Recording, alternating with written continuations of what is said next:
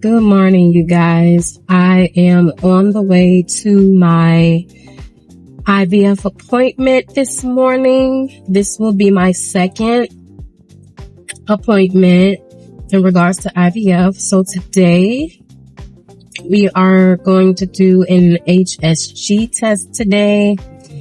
And like I mentioned before, it's pretty much them putting fluid into the uterus, pushing it to the fallopian tubes to make sure that the tubes are open. So that's today, this morning for 10:45. I'm hoping that I get there on time. During the first appointment, they prescribed me or gave me a prescription or sent a prescription to the pharmacy,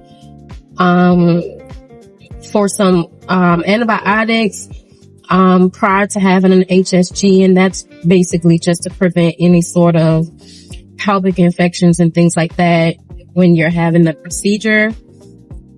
And I was supposed to take it like once every 12 hours, and I was supposed to start it the evening before the exam, with a meal. And I did yesterday evening with a meal. And at the time that I took it, I think it was like, I don't know, 6 something. So I had to wake up early at like 6:20 to take it again, because you have to take it every 12 hours. And when I woke up to take it, I took it and I literally went right back to sleep. But the problem was I didn't eat a meal. And I see why they say eat a meal with it, because I was feeling so horrible. Like I felt like I just wanted to like throw up this morning.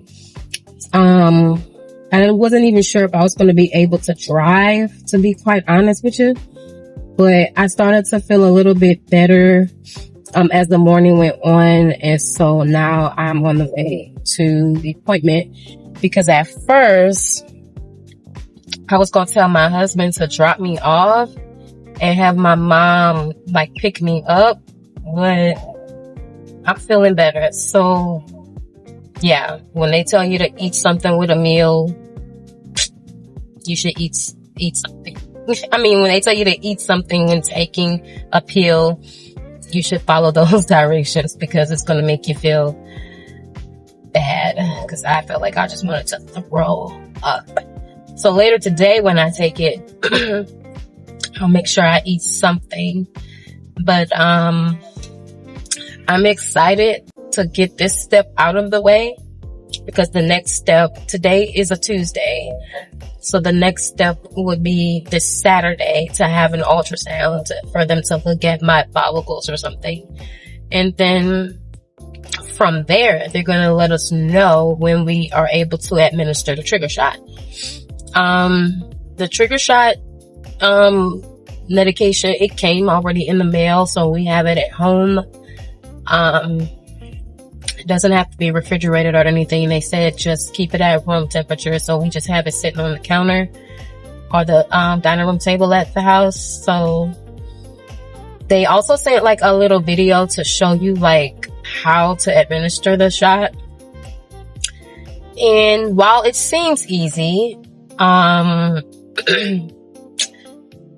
already don't like needles, so that's gonna be a big issue for me, especially with I won't be able to give myself the shot because I already don't like needles, and I don't really know if I'm gonna trust my husband to give me the shot, because he knows nothing about administering no type of shots to anybody.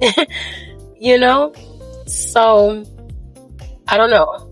My thought was calling my sister-in-law and asking her to administer the shot to me, since it's like a one-time thing, because my sister-in-law, she is a nurse practitioner, so she knows how to administer shots.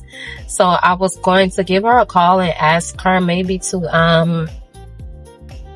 administer the shot to me. I'll just like drive over to her and have her like stick me, and that'll be that.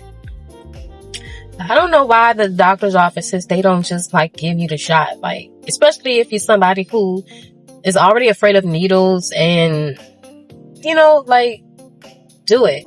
because I thought about asking one of the nurses to do it for me. I don't know if they will or not. And if they do, they'll probably charge. And it's probably going to be like an arm and a leg that they're going to charge you to give them one little stick. You know, so it's like, I felt like because of how I feel about the needles, I was willing to do it. But I could just ask my sister-in-law, like I said, and she will, well, I'm hoping she would go ahead and give me the shot. Cause child. Anyways, I will see you guys possibly once I get to the office. If not, then after I finish the HSG, I will let you guys know how it goes.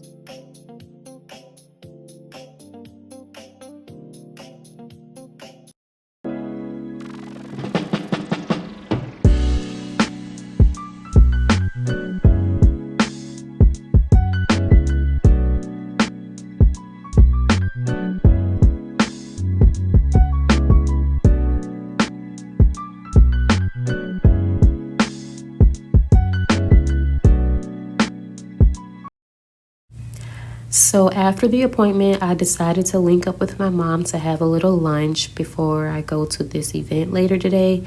We sat and ate at New Orleans Food and Spirit, and I got the crab cake pontchartrain, which is super, super good.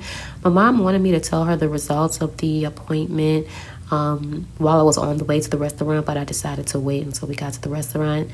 After I finish eating, I'm actually going to head over to the church. There's an event going on there, and my husband is preaching, which is what you are about to see in this next slide. My husband think he got jokes, so pay attention to what he says. My mouth. Thank God for his presence and his provision. Thank him for the call on all of our lives. Give a hand to all these preachers tonight. Thank God for my colleague, Pastor Lauren Lovely, who I went to Union Theological Baptist Seminary with. I want to go home peacefully tonight.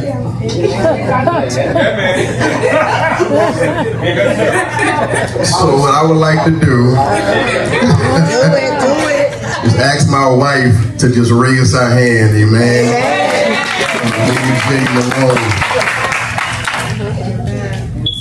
Life now is sweet, and my joy is complete.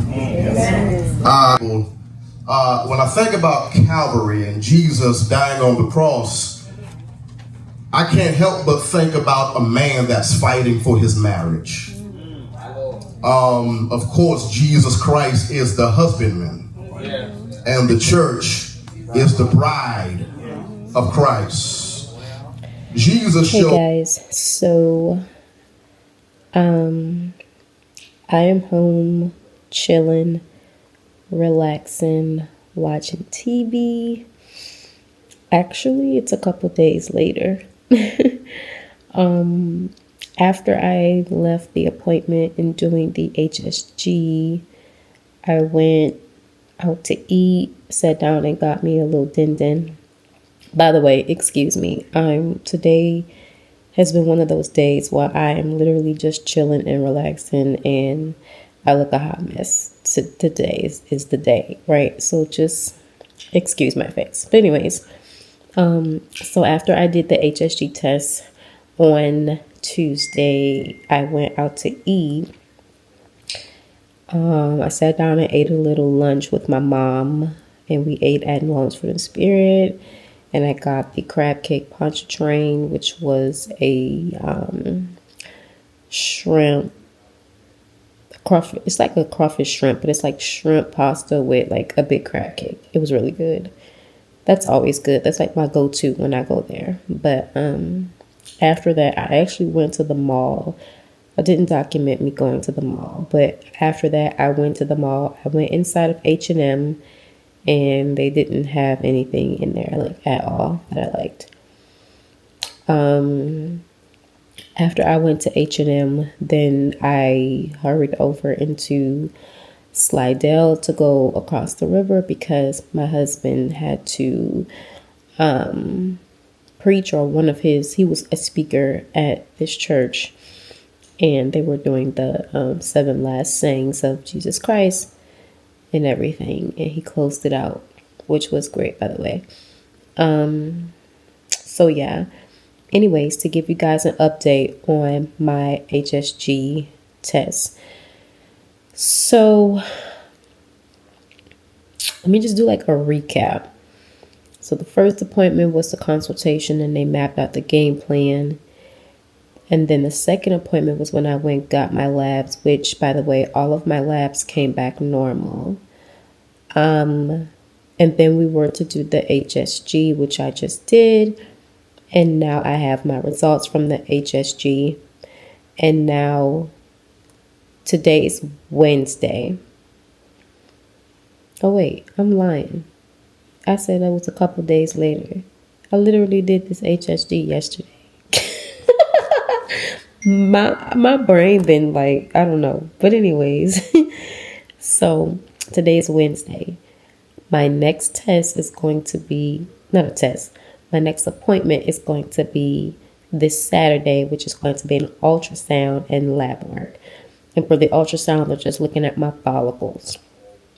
So anyways, I went into the appointment. They checked me in. I paid my deductible. And they took me to the back room when it was my time. And got undressed from waist down and everything. I was a little bit nervous because he's a new doctor, right?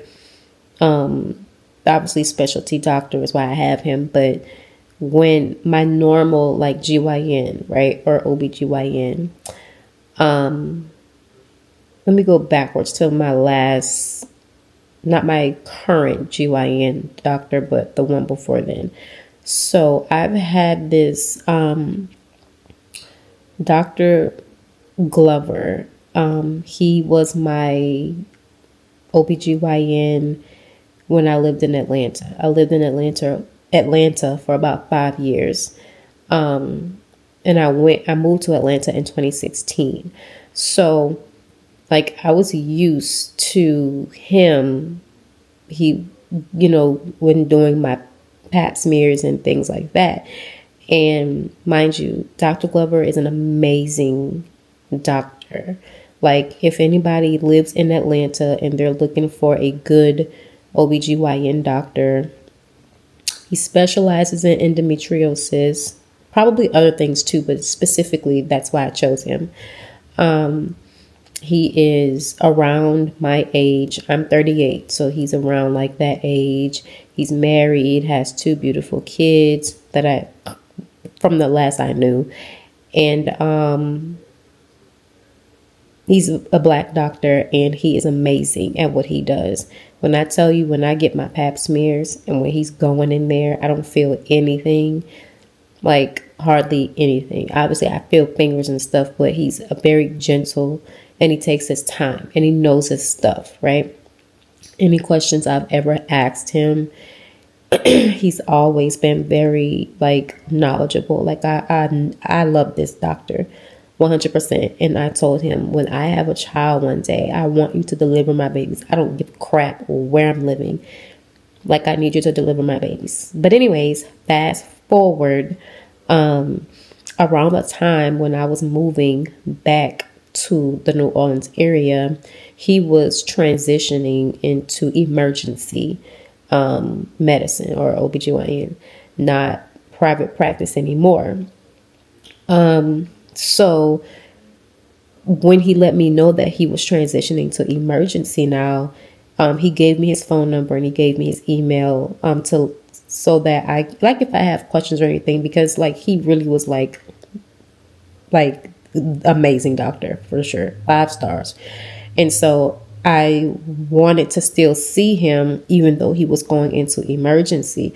Like I love this doctor so bad that the fact that even though he was going into emergency, I was willing to go walk into the emergency department to be able to see him, because like he's a really good doctor. You don't find good doctors out here, like, That's our color and everything. So yeah, but anyways, he was a really good doctor, and I got comfortable with him doing my paps and stuff. So anyways, fast forward, when I moved to New Orleans, I'm like, oh my gosh, what am I going to do? I have to find another OB. I don't trust everybody. And mind you, I never wanted a male GYN doctor at all, because the very first time I had a male, when he did my pap, he hurt me. Like, he hurt me. He made me bleed. It was horrible. I was like, never a man.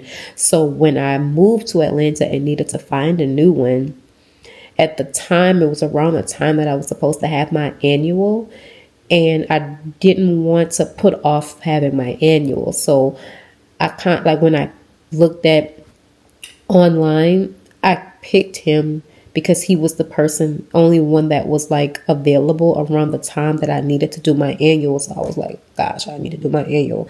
But it turned out to be great because he's a great physician. So anyways, when I moved back to New Orleans, I'm like, dang, I'm back in a position where I need to find another one, because the one that I had before I moved to Atlanta, I couldn't see where she had any like open appointments or anything like that. Or maybe, I don't know if she was even accepting patients again. So I happened to have chosen another one that worked in her same office.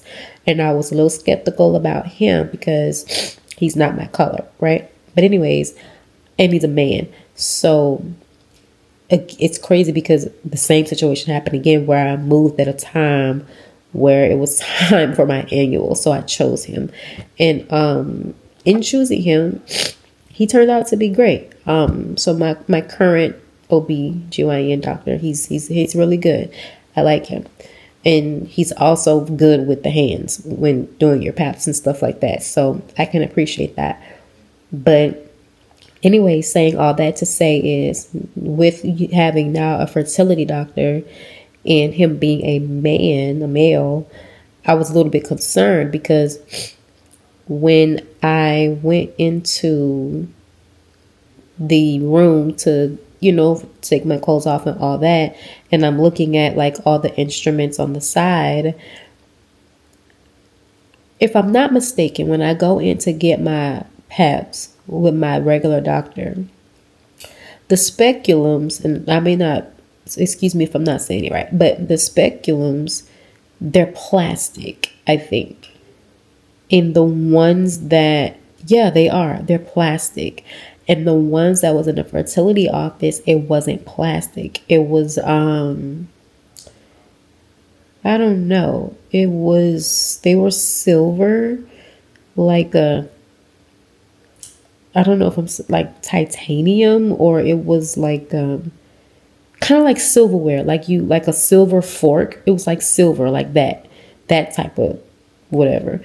And so in my mind, I'm like, where y'all plastic ones at? You know what I mean? Like, probably everybody else vagina done been in there. Are you sterilizing these things? You know what I'm saying? Like, I wouldn't. If I had to go on Amazon and order my own and bring it when I go to get my ultrasounds and stuff, like, I would really do that, because what is you doing? Like, I don't know. So anyways, I go in, we do the test. The HSG, it didn't hurt, but it is true when they say you might have like a little cramping or whatever when they're putting in the catheter. It don't hurt, but it do feel crampy, like, or whatever. And so it's not comfortable, but it doesn't hurt. Like, you could stand it. All right. So if anybody's worried about, anybody that has to do an HSG and you're concerned about if it hurt, it don't hurt, but it's slightly crampy. And as far as the cramps afterwards, how they be saying, it's like regular period cramps, but you can bear it. It's not like, I was concerned, but it's okay. You can do it. If I did it and could do it, you could do it. Trust me, because I do not like pain. But anyways, the results of my HSG. So when he put the dye and everything in there, the dye did what it was supposed to do on my right fallopian tube. And mind you, like I said, with the HSG, you're supposed to put the dye into the uterus and make it flow through both tubes. And if it flows through both tubes, your tubes are open. If it doesn't, then your tubes are closed. Anyways, it went through my right tube. Unfortunately, it did not flow through my left tube. So my left tube is actually blocked. And that's kind of a bummer. But my right tube is open. So with that being said, he said that he's going to put me on like some sort of ovulation medication to basically make me ovulate more eggs than my body normally would on its own. You know, to basically like ovulate triple the eggs, considering I have one open tube.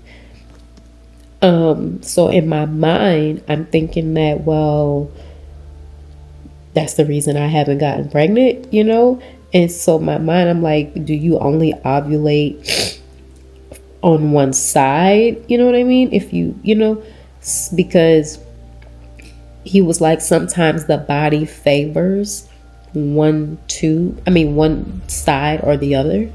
And in my mind, I'm like, well, why is my body favoring the left side when the left side blocked? Like, you got this whole open one on the right side. What is you doing, body? You know what I mean? Like, it's just crazy to me. So all this time, if my body is favoring the left, why it ain't favoring the right sometimes, right? But anyways, I could have gotten a little bit upset, but I think because my right was open, I didn't get like so sad and upset, because just because one of my tubes are blocked doesn't mean that I'm not able to have children. So he definitely said that, you know, just because one is blocked, like, doesn't mean that I can't. It just means that I'm not going to be able to ovulate. I mean, I ovulate on that side, but he's like, I'm not going to be able to. If I was to get pregnant, it wouldn't be from that tube. It would be from the right tube, right? So since we're only working with one open tube, like I said, he's going to put me on some medication, and it's going to make me triple times ovulate and create more eggs. And yeah, we're going to go through that. So this Saturday is the ultrasound of my follicles and some blood work. If I remember correctly, I think also this Saturday was the day that the nurses were going to teach us how to administer the trigger shot, which, like I said, I was going to have my husband do it, but I'm thinking that maybe I will call my sister-in-law and ask her to administer the trigger shot for me.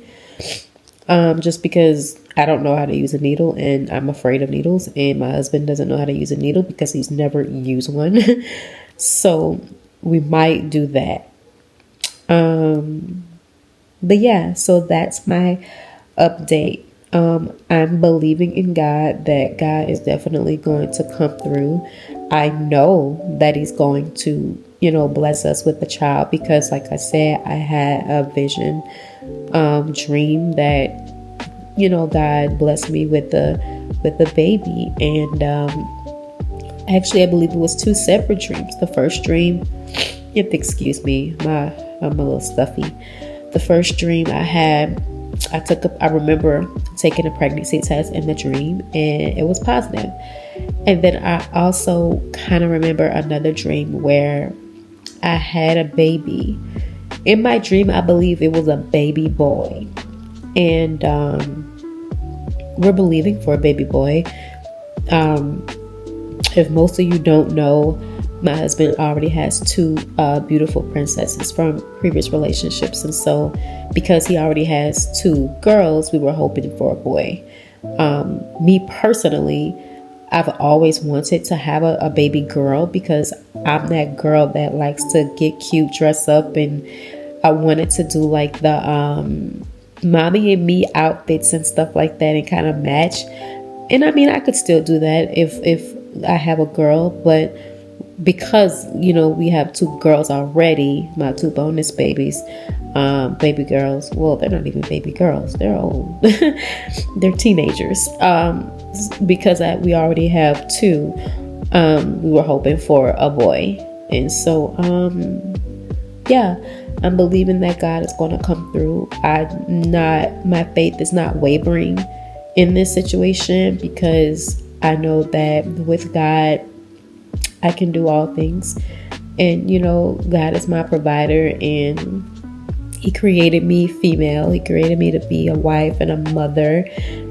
And I'm already a wife. And so I'm going to be a mother, God willing, in the name of Jesus. So, you know, if you're a person that's out there that is maybe going through your own fertility journey, and it's your desire to be a mom, the important thing to know is to not lose hope and to not let your faith waver, because God is a God of His promises. And so you have to think.